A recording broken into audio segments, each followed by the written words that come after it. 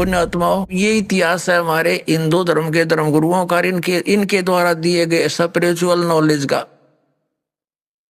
इन आचार्यों और शंकराचार्यों और हमारे धर्म गुरुओं को कख नहीं पता था हमारे सदग्रंथ क्या बताते हैं। और ये के लोक वेद सुनाया करते थे। ये क्या कहते हैं कि जीव ही ब्रह्म है, अहम अयम आत्मा ब्रह्म, ये आत्मा ही परमात्मा है। और फिर दूसरी तरफ कहते हैं श्री कृष्ण की, श्री विष्णु जी की और श्री शंकर भगवान की पूजा करनी चाहिए। बताओ। और उधर देवी की पूजा करते हैं और इनको भगवान बताते हैं। इनके विषय में लिखा है, स्पष्ट है कि ये भगवान है ही नहीं जिनको ये भगवान बनाकर हमें पूजवाया करते थे।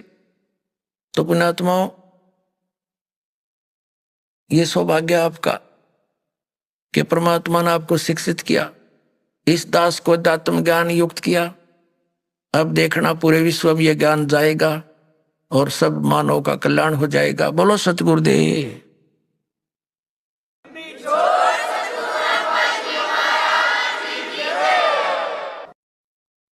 परम पिता परमात्मा पूर्ण ब्रह्म सर्व सृष्टि रचनहार कबीर परमेश्वर जी की असीम कृपा से आप पुण्यात्मा सत्संग सुनने के लिए उपस्थित हुए। जिस प्यारी आत्मा के ऊपर परमात्मा की विशेष रजा होती है उसी को ये सु अवसर प्राप्त होता है। बहुत ही पुण्यकर्मी प्राणियों को मानव शरीर प्राप्त होता है। उससे भी पुण्यकर्मी प्राणी वे हैं जो परमात्मा की तलाश में, खोज में लगे हैं। और उनसे भी पुण्यात्मा वो प्राणी हैं जिनको सतगुरु मिल गए। तो पुण्यात्मा, आप उन तीसरे नंबर के, यानी गुड बेटर बेस्ट, ये बेस्ट आत्मा हो परमात्मा की, आपको सतगुरु मिल गए। अब आपका ये अंतिम जीवन होगा यदि आप आजीवन इस सत भक्ति पर दृढ़ रहे, नियमित रहे, आप सतलोक चले जाओगे। आप आज से नहीं लगे हो भक्ति के लिए, परमात्मा के लिए, आप युगों युगों से लगे हो। आप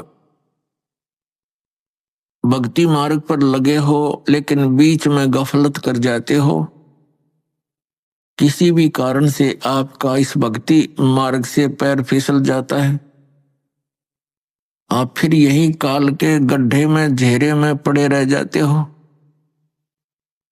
और फिर से प्रयत्न करते हो इस घेरे से निकलने का, इस कुएं से निकलने का। तो अब आपका प्रयत्न,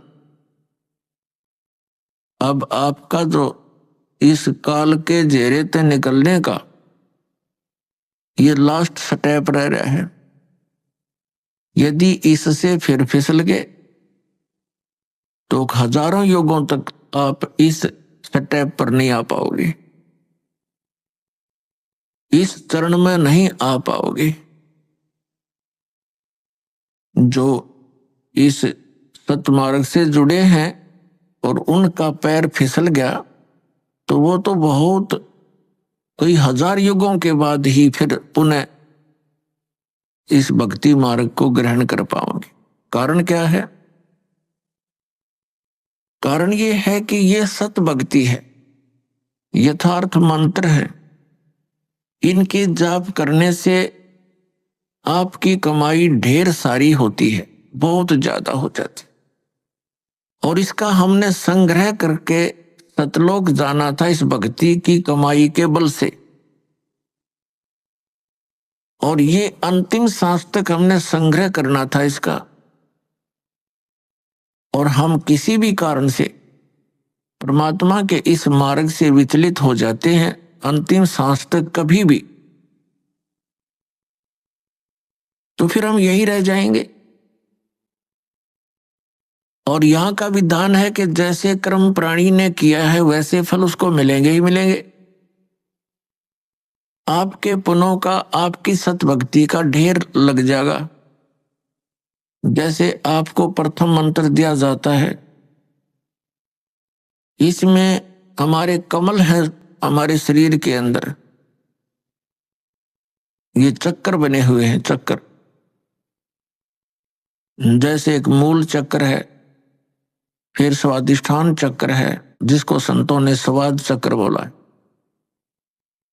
और फिर नाभि चक्र है। नाभि कमल भी कहते हैं, मूल कमल भी कहते हैं, अधिष्ठान कमल भी कहते हैं। चक्कर कहो कमल कहो, संतों ने उसे कमल बोला है, योगियों ने चक्र बोला है। फिर हृदय कमल यानी हृदय चक्र है, फिर कंठ कमल है यानी कंठ वाला चक्र है, और फिर त्रिकुटी कमल है। तो इस प्रकार हमारे शरीर में ये जितने भी कमल चक्र हैं, इन पे एक एक देवता का अधिपत्य है। मूल चक्र के ऊपर, मूल कमल के ऊपर गणेश जी का बैरियर है। ये समझ लो, ये बैरियर है।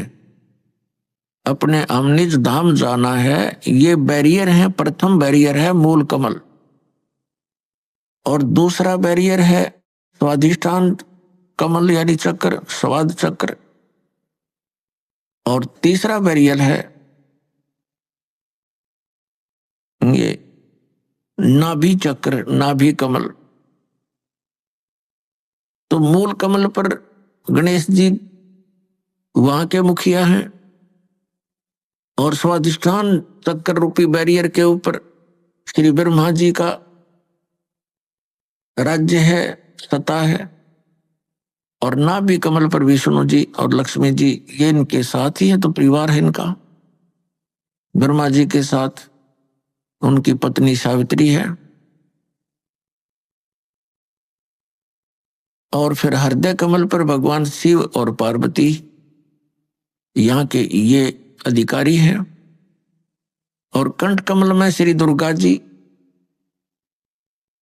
तो इस प्रकार हमने कंठ कमल से तक जितने भी ये बैरियर हैं, इनसे पार होने के लिए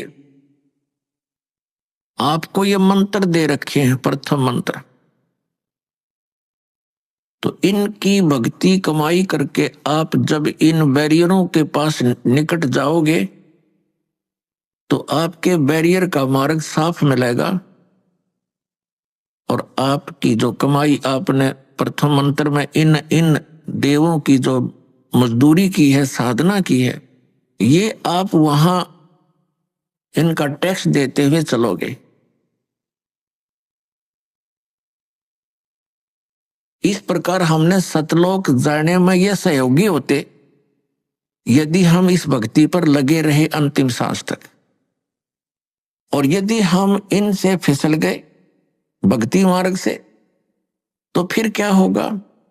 आप जी ने जो गणेश जी की सत्र की साधना मंत्र जाप किया जो आपको दिया जाता है, तो उस कमाई को आप श्री गणेश जी के लोक में प्राप्त करोगे, वहां गण बन जाओगे। और जब आपकी इस मंत्र की कमाई खत्म हो जाएगी उस लोक में, उसके बाद आप फिर श्री ब्रह्मा जी के लोक में जाओगे, क्योंकि आपने वो भी नाम जाप कर रखा, उसकी कमाई बहुत घनी बनी हुई। तो वहां आप अपनी पूंजी को नष्ट करोगे देवता बनकर। उसके बाद फिर आप जाओगे श्री विष्णु जी के लोक में, क्योंकि उस नाम की भी जाप की कमाई आपने कर रखी है। और फिर वहां आपके उस नाम की जाप की कमाई समाप्त हो जाएगी, भक्ति कमाई, वो धन, तो आपको फिर वहां से निकाल दिया जाएगा। फिर आप भगवान शिव के लोक में जाओगे, और इसी प्रकार वहां भी आपके पुण्य समाप्त होने पर, भक्ति के इस जो भगवान शंकर के सत्र का नाम आपको दे रखा है उसकी कमाई नष्ट होने पर, समाप्त होने पर, फिर आप दुर्गा जी के लोक में जाओगे। और दुर्गा जी के लोक में जाकर के अपने इस पुण्य कमाई को फिर वहां नष्ट करोगे।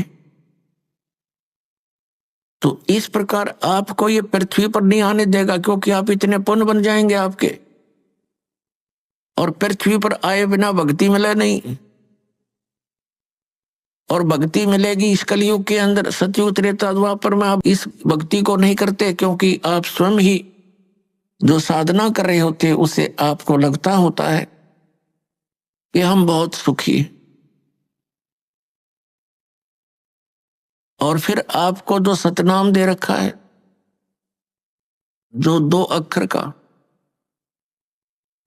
जिसमें एक ओम मंत्र है, ये ब्रह्म का। पुण्यात्माओं, एक ही जड़ी होती है, उसके प्रयोग की विधि में अंतर होने से उसका गुण बदल जाता है। तो यही समझ लेना कि जो मंत्र आपको प्रथम मंत्र में दिए हैं, वहां उस विधि से जाप करने से उसका गुण वही है। अब इस मंत्र में जो सतनाम बनाकर आपको दिया है, इसकी साधना करने से, इस विधि से इसका गुण अन्य होता, लाभ भिन्न होता है। कई बोली आत्मा, क्योंकि हम युगों युगों से अज्ञान से परिपूर्ण हैं, अब ये तत्व ज्ञान प्राप्त हुआ है तो हम वकील बन जाते हैं उस अज्ञान आधार से। तो उसमें आप जी ने ये सोचना चाहिए, यदि हम विद्वान होते तो हमें यह ज्ञान पहले ही प्राप्त होता। आप विद्वान नहीं, बुद्धिमान अवश्य, लेकिन उस बुद्धि का दुरुपयोग करके आप भगवान से दूर हो जाओगे। इस दास ने जो मार्गदर्शन किया है, ये गॉड गिवन है, ये किसी डूम बाट के गीत नहीं है। तो इसके अंदर आप जी ने बिल्कुल सोचना बंद कर देना चाहिए। उपदेश लेने के बाद, उपदेश लेने से पहले आप बिल्कुल वकील बने रहो, खूब अच्छी तरह निरीक्षण करो हर एक बात का, और तब दीक्षा ग्रहण करो। दीक्षा ग्रहण करके अब यदि गुरु जी के वचनों में आपको अविश्वास होता है तो आपका नाम खंडित हो जाता है, भगवान से दूर हो जाते। इसलिए दास सबसे पहले आपको ज्ञान ग्रहण करने के लिए पुस्तकें देता है, सीडी बना रखी है, ये सुनो, देखो, मिलाओ दूसरे संतों से, और जब आपको संतुष्टि हो जाए कि ये मार्ग फाइनल है, सही है, तो दीक्षा लो, अन्यथा मत लो। तो जो दास फिर आपको जो भी ज्ञान दे, आप एक अच्छे विद्यार्थी की तरह निरसंशय होकर सुनो, श्रद्धा से सुनो, ब्लाइंड फेथ करके सुनो। पुण्यात्माओं, श्रद्धालु हमेशा अपने गुरुजी के वचन पर अंधविश्वास करता है और वही सफल होता है। लेकिन इस गुण का इन नकली गुरुओं ने दुरुपयोग कर लिया। जितने भी आप देखते हो ये संत और इनके पास गए हुए ड्योटी कितने समर्पित हैं। वो गुरुजी जो भी ज्ञान बताते हैं शिरोधार्य होता है। उनके विषय में कोई कहता है जैसे तत्व ज्ञान के आधार से हमारे भक्त उन अन्य संतों के शिष्यों को बताते हैं कि आपकी साधना ठीक नहीं, आपके गुरुजी के पास मोक्ष मार्ग नहीं, तो वो बहुत दुखी हो जाते हैं और कहते हैं आप मेरे गुरुजी के बारे में कुछ ना बोलो। तो पुण्यात्माओं, वो ड्योटी तो सही है, उनका आस्था होनी ही चाहिए, लेकिन वो नकली गुरुओं के पास वो श्रद्धा बनाए बैठे।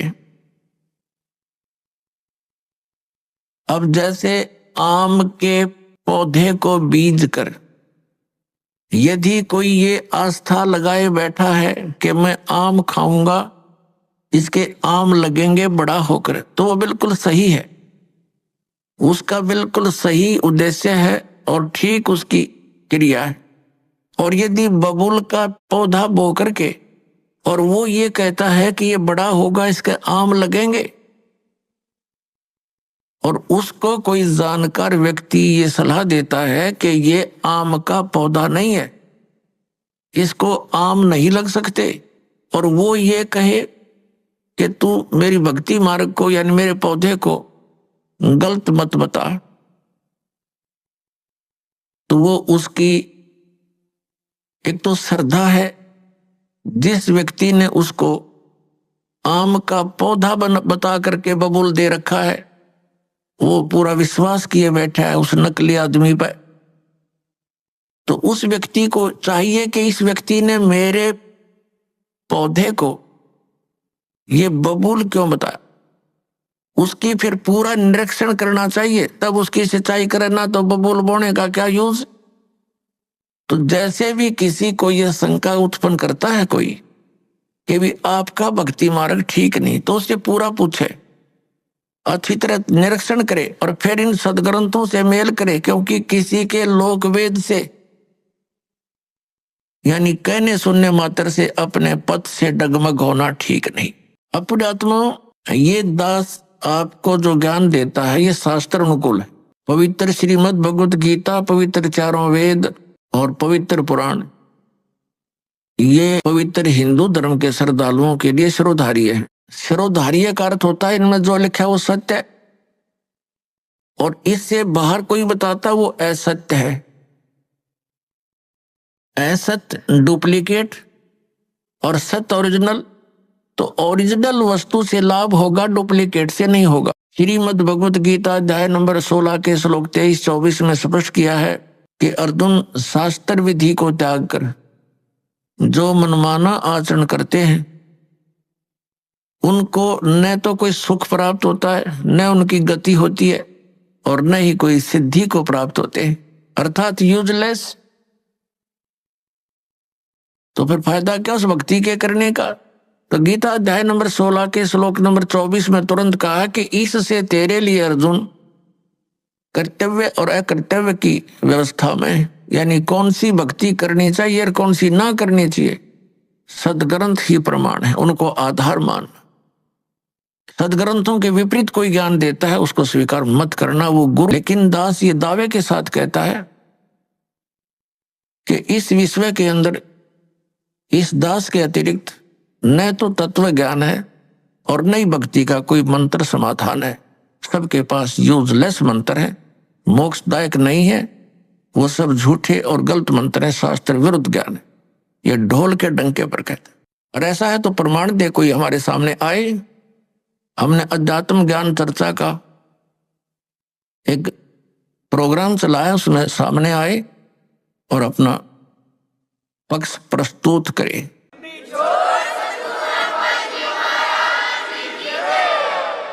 तो दास जो आपको कहना चाह रहा है वो इस विषय में है कि जो भक्ति आप करते हो और जो साधना ये दास बताता है उसके ऊपर आपको अविश्वास नहीं होना चाहिए, विशेषकर उपदेश प्राप्त करने के बाद। अगर फिर भी वो कोई अग्रम मग्रम करता, वो चातुर प्राणी है, उसने 1 2 4 20 हजार 2000 को मूर्ख बना रखा होगा, वो गुरु पद प्राप्त कर चुका है, उन औरों को अभी उलझाना ही चाहता है। अन्यथा इतने प्रमाण देखकर तो मूढ़मती भी इंसान समझ जाता है कि यह संत क्या बताना चाहता है। तो कहने का दास का तात्पर्य यह है कि जब आप उपदेशी हो जाओ उसके बाद आप दास के वचन सुनो और उनको फाइनल मानो। उपदेश लेने से पहले आप पूरी तर्क वितर्क करो, अपने माइंड से एक दूसरे के साथ करो कि ये कैसे लिखा है, ये ऐसे लिखा, फिर प्रमाण देखो। हमने तो अध्याय और उनके पृष्ठ नंबर और अध्याय नंबर, उनके श्लोक नंबर दे रखे हैं, आपके प्रमाणित ग्रंथ होंगे। पुण्यात्माओं, दास अपनी तरफ से एक शब्द नहीं बोलता, क्योंकि हम जीव हैं। जीव जो अपनी तरफ से बोलेगा वो यदि सदग्रंथों से परिचित नहीं है तो जीव सतर का ही बोल सकता है। लेकिन दास ने उन सदग्रंथों को पढ़ा है जो गॉड गिवन है, और गॉड गिवन जो विचार है वो जीव सतर से बाहर होते हैं। गॉड गिवन परमात्मा दत्त जो ज्ञान है उस पर जीव सोच ही नहीं सकता वहां तक, तो उनको हमने फाइनल ही मानना होगा। दैट्स ऑल, ये समझ लेना। और ये आपको निश्चय हो जाना चाहिए कि दास जो बोलेगा वो सदग्रंथों से ही बोलता है। जो सदग्रंथों में लिखा है और जिसको हमारे धर्मगुरु समझ नहीं सके, दास उनको समझा रहा है कि इस सदग्रंथ का कहने का तात्पर्य ये है, ये न्यू का न्यू लिखा हुआ है, एज इट इज रिटन है, जो का त्यों लिखा हुआ है और उसको हमारे धर्मगुरु समझ नहीं सके, बस इतनी सी बात। अब धर्मगुरु कौन होता है? जो धार्मिकता और सदग्रंथों का ज्ञान दे, और जो सदग्रंथों के विपरीत ज्ञान देता है और आपस में लड़ा के मारता है, वो ना धर्मगुरु है ना उसके धार्मिकता आसपास है, वो तो एक राक्षस व्यक्ति है। पीछे आप देखते आए हो, हिंदुओं के गुरु मुसलमानों के साथ लड़ाते हैं, मुसलमानों के गुरु हिंदुओं के साथ लड़ाई करवाते हैं अपने उल्लू सीधा करने के लिए, और वो हमें मूर्ख बनाते रहे। अब हम देखेंगे अपने सदग्रंथों को, और सदग्रंथों में वर्णित विधि है, उससे हम मोक्ष प्राप्ति करेंगे। तो दास आपको बता रहा था कि जो मंत्र आपको दिए जाते हैं, ये आपको यहां प्रयोग नहीं करने चाहिए थे। आपने इनको, इनकी कमाई को संग्रहित करना है, सुरक्षित रखना है, किसी को आशीर्वाद नहीं देना, किसी को कोई दुआ या बद दुआ नहीं देना।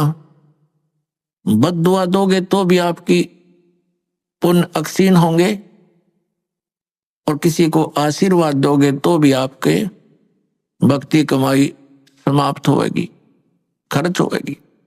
अब जैसे कोई एक पहिए से, एक टायर से हवा और दूसरे टायर में भरे, वो कितना बुद्धिमान है, दोनों कंडम।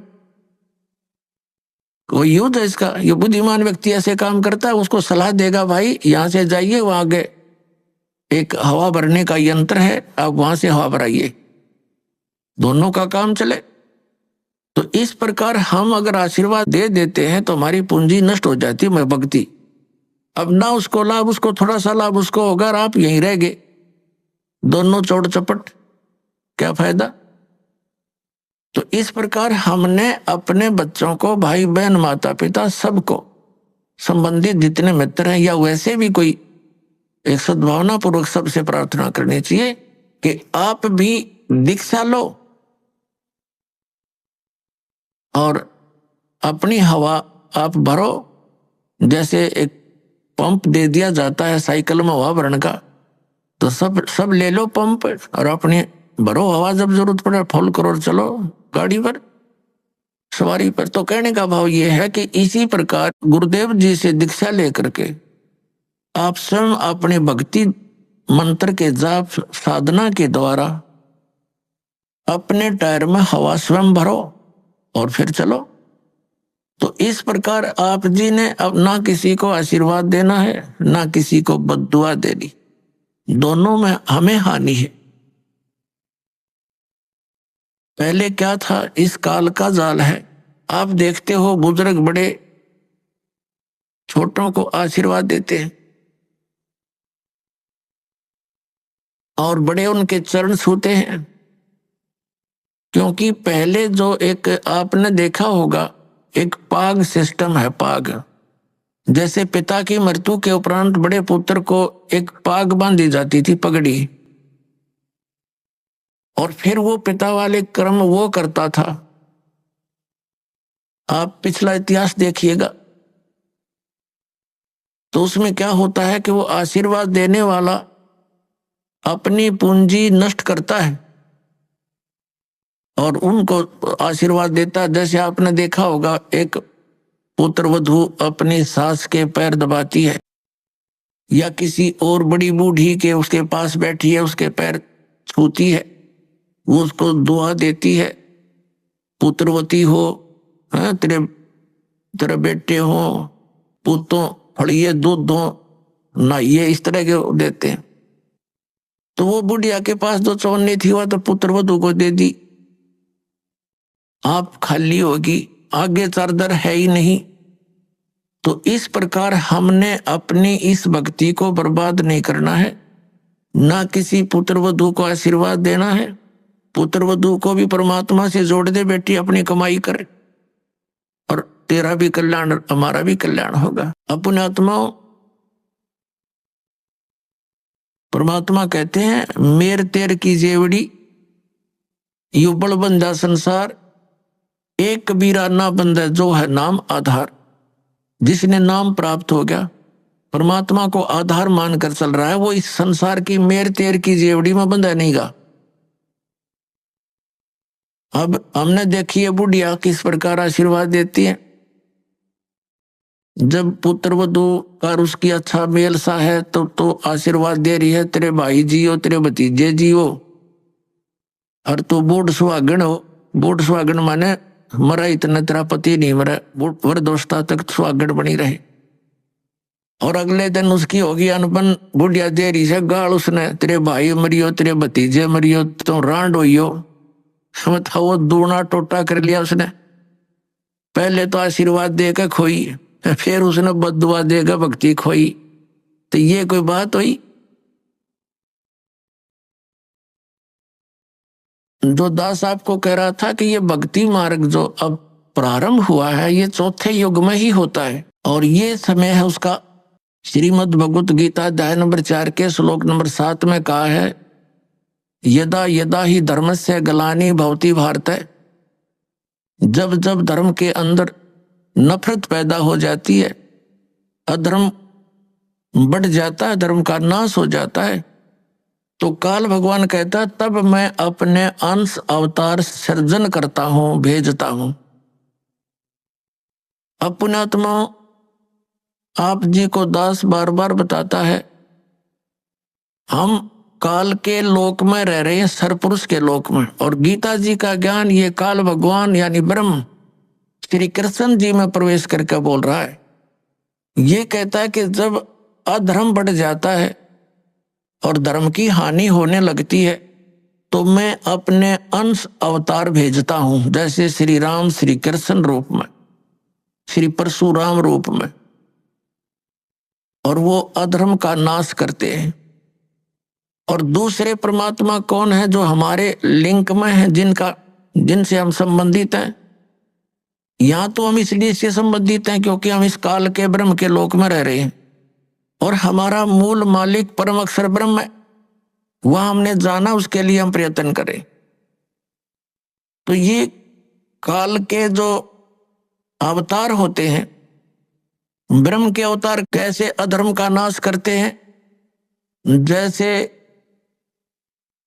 महाभारत करवाया किसने? श्री कृष्ण जी में प्रवेश करके इस काल भगवान ने। श्री कृष्ण युद्ध नहीं करवाना चाह रहे थे, वो तो 3 बार शांति दूत बनकर गए थे, और उन्होंने यहां तक प्रतिज्ञा कर ली थी कि मैं युद्ध भी नहीं करूंगा, हथियार नहीं उठाऊंगा। तो ये काल है, ये कराता है। तो उस समय कहते हैं अधर्म बढ़ गया था, और उस अधर्म का नाश उसने कैसे करवाया? महाभारत का युद्ध करवा के। उसमें धर्मी भी मर गए, अधर्मी भी मर गए, और फिर एक और समस्या पैदा होगी रोजी और रोटी की। बहनें विधवा होगी, बच्चे अनाथ हो गए। वो अधर्म कहाँ बढ़ा? वो तो अशांति और फैल गई, और उन बहन बेटी जो विधवा होगी थी उनके साथ अन्य लोगों ने बदतमीजियां की, उनकी इज्जत के दुश्मन बन गए। ये खाक धर्म का, अधर्म का नाश किया उन्होंने। अब जैसे परशुराम जी ने अक्षत्रियों को मार डाला, क्योंकि वो सब निर्दयी, अत्याचारी, अन्यायी हो गए थे, और यही स्थिति पुण्यात्माओं अधिकतर अब हो चुकी है। राजनेता अपने स्वार्थवशी कार्य करते हैं, अधिकतर ये अधिकारी गण भी अपने स्वार्थवश कार्य करते हैं, वो न्याय और धर्म को नहीं देखते। लेकिन परशुराम ने उनका कैसे, जो अधर्म फैला रहे थे उसका नाश कैसे किया? उनको सबको फरसे से काट डाला, उनकी हत्या कर दी। अब वो क्या अधर्म का नाश करा उसने? उनकी पत्नियां विधवा हुई, उनके साथ लोगों ने, शेष बचे हुए लोगों ने और ज्यादा पाप किए, अधर्म किए, उनके बच्चे भूखे मर गए। ये टट्टू अधर्म का नाश करा इन्होंने। तो पुण्यात्माओं, परमात्मा कैसे उस अधर्म का नाश करता है, अधर्म की कैसे प्रलय करता है, जो अब होने जा रही है। परमेश्वर 600 वर्ष पहले आए थे,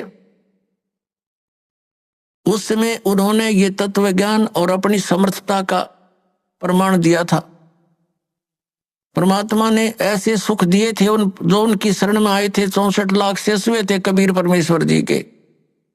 सन 1398 से सन 1518 तक 120 वर्ष परमात्मा इस पृथ्वी पर रहे। एक जनसाधारण की लीला की, जुलाहे का कार्य किया और एक परम संत की भूमिका की, तत्वदर्शी संत की भूमिका की।